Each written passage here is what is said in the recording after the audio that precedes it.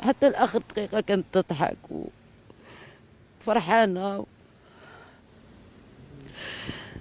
خلاص لاخر دقيقه لصقه فيا، شدت لي في يدي قالت لي ما تخلينيش، وخلاص قد نموت في بلادي، ما نحب حتى واحد يديني بعيد على بلادي.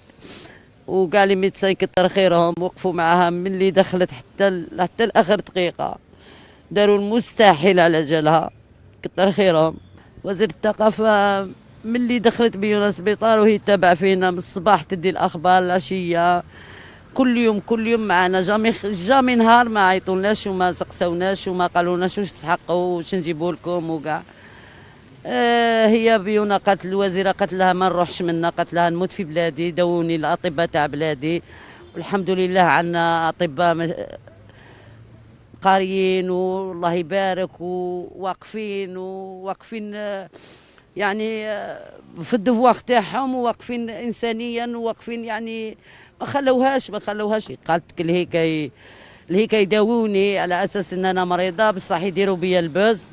قالت وهنا ولاد بلادي لا يداووني باسكو يحبوني، باسكو يحبوني، ما يديروش بيا البوز. قالت يحبوني يداووني ويشروا لها ويقضيوا لها لي ميدسا، يقضيوا لها ويحبوها ويضحكوا معاها، وداروا كلش على جالها، داروا كلش.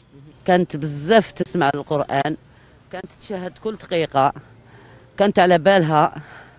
والبارح بالذات كانت شاده يدها وشغل خايفه هكا، كانت تضحك ونقولها انا علاش تضحكي، تقول لي واش كي حابه تفهمي زولا، كي حابه حتى هذه نقول لك واش كاين، يعني كانت كل حاجه دايرتها بضحك ولعب، حتى لاخر دقيقه كانت تضحك وتلعب.